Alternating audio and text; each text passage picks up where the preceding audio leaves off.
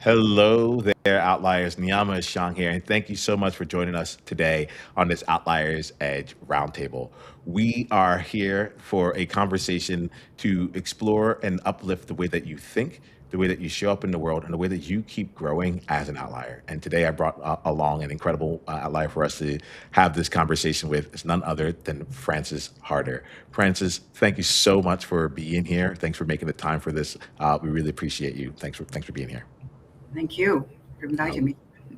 well, we're gonna have a lot of fun here today, and like as we have our conversation, I'm gonna be diving into like how you think, how you operate, and how you make things like come to life for you, right? But when we get these conversations started, we all want to like get a sense as to like who you are and how you're showing up in the world. So, would you mind letting us know more about you and the game you're currently playing?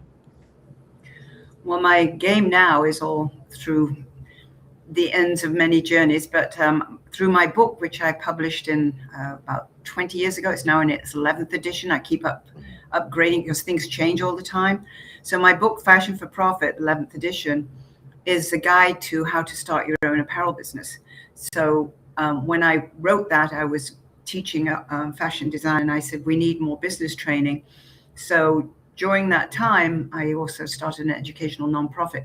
But what I'm doing now with the book is I've updated it, and I'm also going to be starting a YouTube channels, and I'm going to take through chapter by chapter, which has been validated by different industry experts, to interview them to talk about what the changes are, what's happening if you're thinking about starting your own business, how to do it these days, what's the best way of doing it, particularly with marketing and of course with clothing. As we all know, we're all wearing whatever we want. There's no real trends because you can wear short pants, long pants, or even pajama pants, as we're seeing with our grandchildren. But so it's an interesting time. Starting a business is still very much doable. Sustainability needs to be included in all your plans. Is it 27% of landfills are full of textiles and old clothing. So we need to really think about how we're polluting the world and what we need to do to sort of bring it so that our grandkids can have a better environment, and also, of course, animals. Well, this is really fascinating to me. Like, if you don't mind, Francis, like right away, you've already given me something in this conversation. Do you mind if I share it? Of course. All right, cool. Like, so one of the things that like I'm capturing as this is going on is like the you talked about the book being in its 11th edition, and I 3 years ago at this time of this conversation, let's say two and a half, just to be fair. I ended up writing a book, 200 pages, had assessments, had all these things in it. And then, like, I never got really out to bringing it out, like sharing it, promoting it, letting people know that it existed. And part of what I was thinking about at that time is that the book had like some good ideas. I would stand by what the book said, but like I'm like, oh, I don't have like the proof or the conversations or like the examples of it in here, right? And so it's not ready to go out. That's what I was telling myself. And when you just said like you just introduced it 11th edition, I was like, oh, I like Francis figured it out. Like you can Well, start with what you have and then keep making it better as it goes on. Would you mind sharing that? Because I'm sure that there are outliers right now that are telling themselves it's not perfect. I'm not the expert. There's things that are happening. Things are changing. Should I even get this out there? Do you mind talking to that real quick here from your own experience? yes, I mean, I've self-published, which for me, when I first started doing that, it was, good marketing because I'd be doing a lot of seminars and being out there and selling my books. So I've got to the stage now where things have kind of calmed down and whether or not I should look for a publisher. But, you've really got to figure out which way you want to go. How can you get the sales for your book?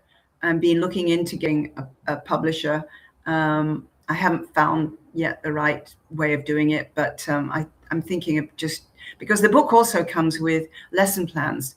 So there's like, I don't know how many chapters, 16 or so, but they come, each chapter comes with lesson plans. So if you are using it as a textbook, which some of the university colleges do, then it comes with all the lesson plans for a 12-week and a 16-week course, See, that's which is awesome. pretty That's Yeah, like so one of the things that I get here, Francis, that like you've continued to let things evolve over time. And I just think outliers as we're listening to this conversation, like give yourself a chance to see like, okay, what are you building right now? And what might that look like when you get to the 11th edition of it? Like there's something in there that I think is like, I think that this really um freeing actually, Francis, like to be in the place and be like, oh wait, like this can keep evolving. And like you're like, I started out self-publishing and now I'm looking to go and like do this with a publisher going forward. Like there's elements of this where I know at least I catch myself thinking that it's like however I do it today is how I have to do it forever, and you What is found your book? May I ask you what your book is in? yeah. Thank you. Like you're like I haven't talked about it. So it's World of Difference. It had a tagline, but I haven't really brought it out in the world. The book's called World of Difference, and it's really around how do you show up as an outlier out in the world and continue to grow yourself throughout the process. And um, self-published, like had like got it looked good, it looked good, but I there was something in it where like. Yeah, I think to your point of like knowing what you want it to accomplish, and then also like how you want to go and get sales of it. Like there was something that felt out of alignment after it was done that I haven't actually like finished it. It's why I actually chose the podcasting and live streaming like platforms instead because it was like more dynamic. There were things going on more associated with it. But there's something in what you just said here where you're like, oh, I'm now interviewing people to help continue to make sure that it's up to the times. I'm like, oh, there's the simplicity of that. It just makes sense. It just makes sense. Well, we'll see where it Yeah. goes. I asked my grandson, I said, can you help grandma do your YouTube? And he said, oh, of course. So I'm waiting Nice. for him to come over. Yeah. Yeah, yeah, yeah, and like I like that too, right? Where it's like you actually have your body of work, right? Which is rooted in the book, but now you're finding more ways to bring it out to people in like given like the times and the technology that's available, like as well. Like you said, you wrote it 20 years ago. Is that correct? Well, the first First first edition? edition, yes. Yeah. And then it went where, as I say, moved forward to retailing, and then now sustainability is included. So Mm, and things change. So I needed to update it. It's 20 years, the first one. So yeah. yeah, so Yeah. it's been a journey as you Yeah. are finding out yourself. Yeah, well, let's talk about the journey. Let's see, Francis. Let us know a little bit about like what it took for you to be here right now. Like, let us know a little bit more about you and the journey that of your outlier experience. Well, I suppose you go back to childhood, as you probably remember, and as far as your own childhood. But I'm the youngest of three, and from northern England, Manchester. And it turned out I was dyslexic, which at the time they didn't really know, but they just thought you were not that smart. Anyway, from there, I had amazing teachers and worked quite hard, and so I got into art college, and from there they asked me to go back and teach, and then it's sort of the journey started there. And as you probably realize, you're a hard worker. Also, hard work is also important. Networking, people you meet, they can open up new doors. But while I was designing, and suddenly I was asked to start teaching, but then my private life got involved, and my first husband was an engineer, and he got a job offer in Munich, and so we went to Munich. And I was an out of work fashion designer at the Oktoberfest. And luckily, there was an old engineer next to me, and he asked me what I did for a living. And I said, I'm a designer. And he said, can you start on Monday? And I said, yeah, of course. I didn't qualify that I'm a fashion designer, not an aircraft designer. But anyway, I worked on Airbus for 4 years as they called it, a technische Zeichnerin, which is a technical drawer. So that was a very interesting 4 years working there in Munich. And from then, um, private life again. I got a divorce and met a new person, and we traveled around the world. Can I pause really quickly on this here? Because like you have like a smile like emoting for me here. You had said earlier here like and now I'd love to we'll pick up after we'll pick this part up in just a bit. But I really like the casual awesomeness of this. You're like, I'm a designer. They said, "Can you start on Monday?" And you're just like, "Yes." All right, and you're like, it wasn't even in the field, you know. So take me to that because I think that like you're talking outliers here. Like we have such very like we are just multi hyphenated people. Like the way I often say that like that things were unexpected but not surprising. You know, I'm like, well, didn't see you going into into this career, but it's not surprising that like that's where your journey took you. You know, Right. It was so so like, funny to start there, working there, and I was sort of saying, "What am I doing?" But at that time, it was really the computers were just coming in, and so the all the engineers were doing it on a big drawing board, and they were doing it in pencil. So my job was to take all the pencil drawings and turn them with a repeatograph, which I knew what a repeatograph was, and make it into a neat drawing. So it was it was very funny working in Germany, and they have their happy hours at 8 o'clock in the morning, and mm, if it's your birthday, you go in. They've got champagne on the table, but yeah, it was interesting. And then we took a year off and traveled around the world and got married in Sri Lanka, which is Ceylon at the time. I think we did anyway. But then we came to America and drove across America. And once I got to California, it was like, I'm staying here. But mhm. yeah, we've been very lucky in where we've been. And then from there on, through connections, I got my first job designing for, actually, it was Lonnie Kane, who's now married to Karen Kane. And from there, it went, I got a job at FIDM, the Fashion Institute. And I worked there, and I had two children then. And then we moved to Seattle for 4 years. We lived, and I taught at the community college there, and that was interesting experience. But we wanted our kids to have a European background, so he got a job offer in Munich, and then we packed up our beautiful house and moved over to Munich for 2 years, and the kids went to school there, and it was a little different being there as a mother and not being able to work because the kids were out of school at 12. Although I started teaching part time at the international school, but after that 2 years, we came home, and again we bought a new car and traveled through America with the kids, who were young, and they were always saying, "Are we nearly there?" Which, as you Yeah. know, Are we there yet? Are we there yet? Yep. Yep. so it Yeah. was. So like I heard that you were saying this here, like you got this one through some connections here. Like so tell us about like how like the I know one of the things that you like are quick to know that is like how to make these kind of connections, right? Or how like life like comes together through these kind of connections. I think about this also from like the outlier standpoint because we've done like when you said you got married in Sri Lanka, I can imagine that people are listening like, "Yep, got it." Like I understand that. Like, and you were like somewhere, like we're in this space. So the life was moving. And what I get is that like you've collected a number of experiences, a number of people, like and things that like may not make sense on paper. You know, you're like I was a designer working in like at this engineering firm. So I'm really curious about like how you were able to connect the dots and how you continue to use them to advance your journey along the way. Well, it is. I mean, it's not like something I really plan. Oh, my, I need to talk to them. I don't go around doing that, but I suppose, socially met people, made friends with them, and we valued one another's experiences. And when I came here, through my connection with Lonnie, I started designing for him, and we were doing denim wear, and we actually did a big fashion show, and we won it. From there on, then I met Karen, and she said they needed teachers at FIDM, and started teaching at FIDM. I started my own line of clothing for children, and that was interesting. All these things that happen to you, and I'm sure you'll agree, is that if it's successful or if it's not successful, you still learn a lot. And I had my children's line. It was great.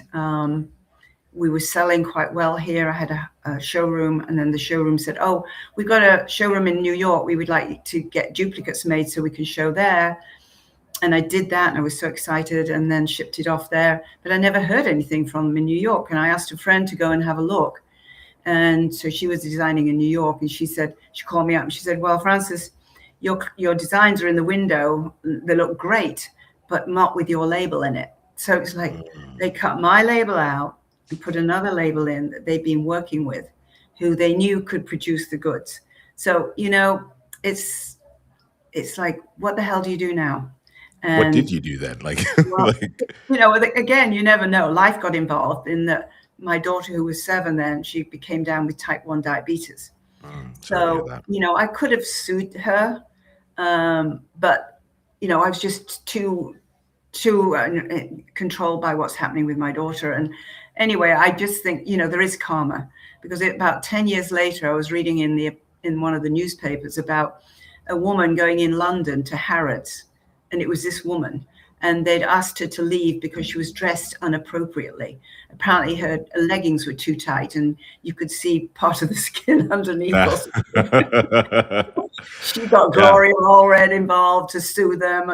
Yeah. I'm reading this, I'm going, I could not have written a better revenge, Yes. No. Yeah. Oh, so this is this is something I think is really interesting because like we what I'm hearing from you is like you did the work, you did your part, you put it out into the world, right? And then someone else like took it as their own, right? Right. And was making money from it here. And what I'm getting from you is that like that wasn't the end of the career for you. That was like you were able to like transcend it, and you're like let's let life come in here, but I'm not gonna I'm gonna prioritize other things in my world right now. Am I getting that Yeah. right? Right. Yeah. Yeah. It was it turned out to be a stepping stone. Yeah, Right. tell me, so yeah, just tell me a little bit about this because I think there is a like a fear, something that holds us back that went from either launching ideas out into the world. We're like, well, what if we tell someone and it's too early and they steal the idea, or like in your case, like you did it, you brought it, you sent it all the way over there, and then they switched out the label, like there was real like levels of theft involved in that. Like, but like, what do you say to anyone that's like that has something that they want to bring out into the world, but is like holding it back for fear of like, well, what if it gets taken or something like that? What would you say to that person? Well, to sort of also explain, after I was teaching at Otis and I wrote the book, someone came to me and she wanted to start an incubator. Mm. And, as my book is like a how-to book, the incubator, we got launched in LA, Fashion Business Incorporated. And I got donated space, and that the whole story there for 25 years is amazing. And the people I met through that, and how what we did was, as you say, somebody wants to start their own business, investigate everything. Don't just think you've got the best idea since sliced bread. It may already be out there. Don't get tempted to copy things. I'd hear teachers saying, oh, you can scan in a design and you can change it 30% and claim it yours. And I do expert witness. And those are the cases where, you can see where they've actually taken it and scanned it, and you can put the other one over it and you can see what they've done to manipulate it. If it looks the same, it is the same. You're going to get sued. So if you're going to come up and go into business, make sure you've got something that people want. Investigate the market. This is a very complex industry, from choosing the designs and your fabrics and your manufacturing. And now, of course, where are you going to make it? Is it going to be domestic, or are you going offshore? Then you've got the tariffs to deal with.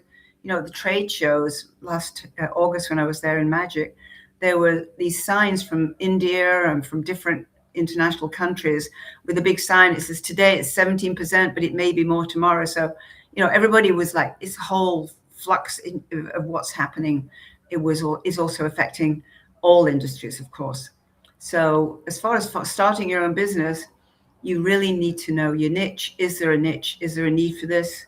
Really look into it and do your marketing. And also, one great hint is go to SBA, Small Business Association. They have consultants who can help you. And I use them a lot when I had my FBI to help a lot of the people starting out. They've got attorneys who work for free. They have accountants. They have really great service. In fact, I talked to one last week in regards to book publishing as well. So you find out where you can get the help. If you have to patent it, you can't patent fashion designs. But if it's got a utilitarian aspect, then you can patent it. So know what it is you're going to do your homework, get a small business plan together. I usually teach them to start with a sort of PowerPoint, what you are and what you're doing, and then make it into that's kind of the base for doing a proper business plan. So yeah, it's complex. So you really need to understand where you're at and certainly get the help you need, because it's hard to do it on your own, and finding out how you're going to sell it. Are you going to be straight to the consumers? Of course, then that way you haven't got the markup, which is great, because the stores mark up 55%. So if you're selling something at $50 and you're making 25% on that, and you've made it for $25, that might mean, say you bought it, you want 50%. So say you sold it at $50, then they're going to mark it up to like 120. So you really thinking about all this from buying your fabric and how much design goes into it will also rule where you can sell and who you can sell to. There's something in what you're saying that actually, like, I've realized, like, lights me up a bit because you talked about the complexities, and I enjoy nowadays trying to do two things. One, finding the simplicity, like how to go from complex to simple, and then the other side of it is like removing the friction that is taking place, right? There's something in what I love about what you said here is like it's like what you described here was the simple version. There's a lot of pieces involved in it, but you're like our simple version has 50 different pieces still to navigate through. And I think that there's something in there just given like your depth and breadth of experience in this here that I don't know. It makes me smile because I think that's one of the things that Outliers are really good at. We're good at navigating complexity. We're good at navigating ambiguity and continuing to play forward. And I guess, Francis, one of the things that I'm appreciative as you're saying here is that you're not trying to make it seem easy per se. It's complex. Like it doesn't need to be hard, but it's complex. And I think that a lot of times we're put in positions or like the marketing of things is look how easy this is. You can just get started and it'll just go for you. And I can imagine then I hear it with my clients, I hear it with other outliers here where it's like when it doesn't go when it doesn't feel easy, when you run into like when you find out how complex it is, right? Outliers tend to like lean in, but there's an element of it that makes it feel like, oh, am I doing something wrong? Because everyone said this is supposed to be easy, and I feel like you're out here, like you're willing to tell the truth around what it is. So, be curious about like, a, do you experience that? Have you found any of that to be kind of like similar or true in your line of work or in the work that you've done? And what would you say to any outlier out there that's like experiencing the complexity of the idea that they're trying to bring to life?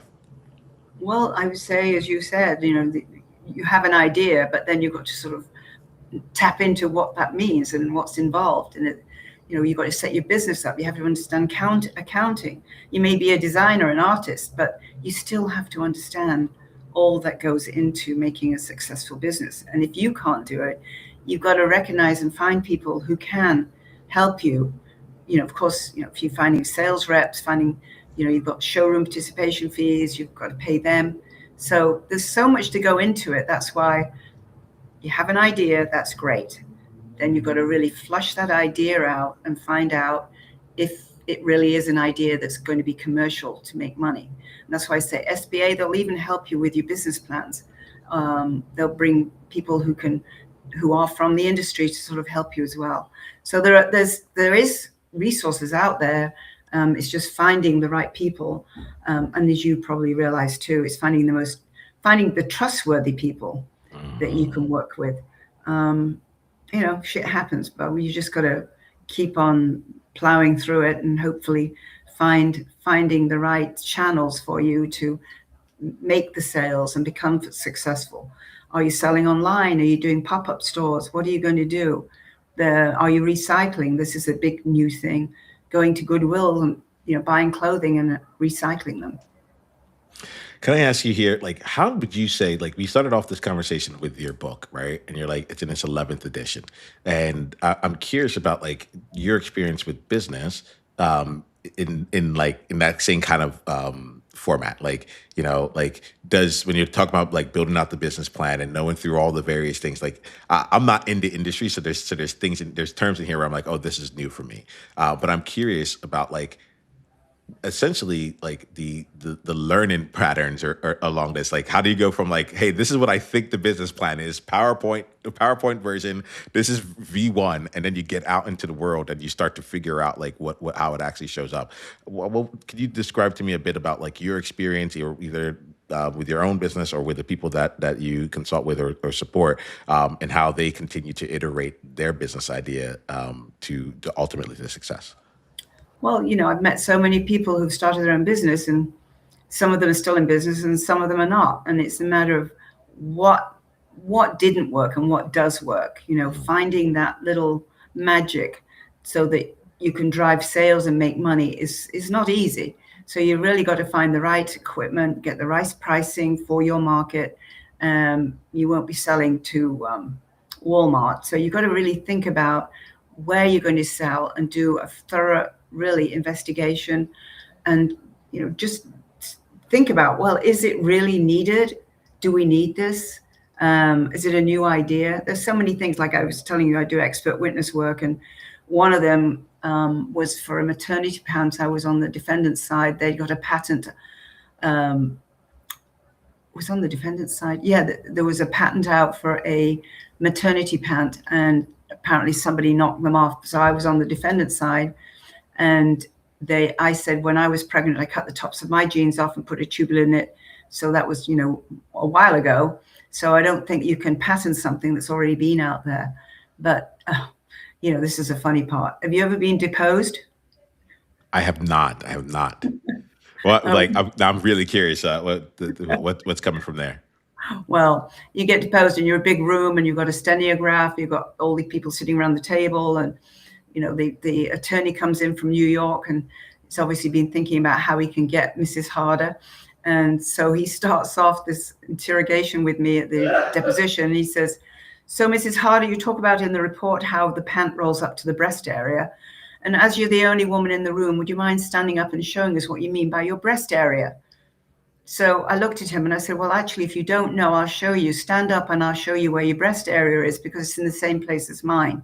So this guy's head, he had a yarmulke on, his head went down. And it was so funny. Like when I went to the bathroom, the woman who was doing all the typing in and everything, she followed me out and she went, that was good. So, yeah. So, you sometimes, I think life's a game. I'm not sure. Were you good at sports? You look like you are. Oh, I really appreciate that. No, I'm I'm like my eldest is good at sports, so I'm like, oh, maybe this was in me, but I wasn't. But go ahead. I look at things from the lens of a game. Yeah. That's how I choose to play it. So tell us more. You're saying you think life's a game. I think so. And, I used to drive home and just say, sometimes you win some, you lose some. Maybe I lost some today, but maybe things will change. So you have to be a little bit of thinking about exactly. You can't get too down. You just kind of keep on rolling out. And what have you learned? But, it's hard sometimes to really, if you're on your own trying to do a business and you haven't got the help you need and you don't have the finances, how are you going to fund it? People start off with no money, but you can't do this without money. Hmm. Can you take, a second on your house? Where's the money coming from?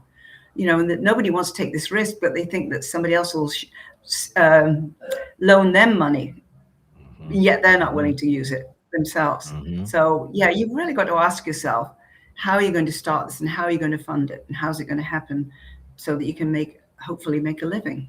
It's predicament. You started your business here, right? And Yeah. so you've taken off. That was a Yeah. gamble. How Yeah, was and it? I like when I got started, I was doing it part time, right? So I was working full time, and it was like nights, weekends, and early mornings, really.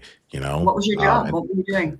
so I was working in tech at the time, and working as a people experience consultant. So I was making sure that the global company culture was had like the right kind of infrastructure to support like what was naturally taking place. And so, Mhm. but I had spent my time before that working as a retirement actuarial consultant. So I spent my time.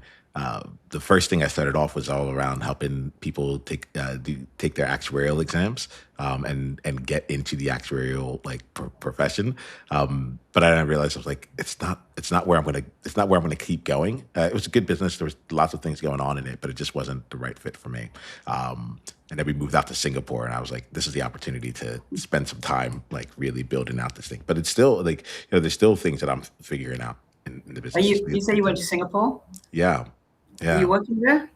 No, I was working. I still had my business based out here in the states, so I was working through on the business in Singapore. But we went there like it was really interesting because my we went there through my wife's company. And so it was like usually they had like the traveling spouses, and I was the traveling spouse in this case here. So like it flipped everything on its head. And we've been playing that game since. That's interesting. I know. Well, I Yeah. mean, my journey is designing, as I told you about my children's line, but then I was invited to design for the Sultan of Brunei. Oh, Mm. first of all, I had my name under license in Japan and working with it. It's very interesting when you work with all these different ethnic groups and working with the Japanese. They were so fantastic. Mhm. And I had my name there, licensed. I was doing a junior contemporary line. They had a store here in LA, and they had stores over in Japan. And they paid me on a retainer. There was never any question. Of course, being trained in America, I had a contract for them, and these gentlemen with their ties and suits on just looked at it and they just went like that. They never signed it, but it was never any issue. And then after that one, I got an offer to design for the Sultan of Brunei. And that was like, where's Brunei, first of all? And that was amazing going out there. And, you walk in and they've got ficus trees and they've got diamonds on every leaf. And there are guards there, Gurkha guards who were on loan from the royal family. And there was a big waiting room and with waiters and cocktails. And some guy came over to me and he said, "Are you English?" So I said, "Yes." He said, "Oh," he said, "just get patient." He said, "It's going to be okay. You're just going to be here for a couple of days before they'll even talk to you." Turned out to be Elton John's drummer. One of the princes wanted to learn drumming. So that whole experience was quite amazing. Wow. Wow. And Like then China as well. I got invited over there, talking there, Australia. Yeah, amazing. I've been working with the United Nations, so I was helping third world countries enter the American market. With Peru was first with their alpaca. That was amazing. Have you been to Peru? I have Recommend. not. Yeah. Lovely, lovely people. And after that, then it was Kathmandu with Nepal, working with Kashmir, and that was interesting. I'd been there before, like the Kashmir. That was quite a challenge. They were trying to stop knockoffs, so I learned that you can put DNA in the fiber of the DNA of the cashmere in the Huh. fiber, and you could test whether it was 100% cashmere. Then after that, it was working in Egypt, but would have loved to have gone, but it was COVID, so I was doing all these Zoom meetings, and Hmm. after 54 Zoom meetings, they only turned up for 24. This is men-dominated market. Hmm. Francis, this is like as we're talking about this, I gotta say, like we're about time to like start wrapping the conversation. But as you're talking, I'm like, this just feels really um like I see you in your outlier, from Brunei, and like there's all these different instances that really do make up like a really fruitful experience. And I want to thank you for the contribution you've made in your field, and that you continue to make here.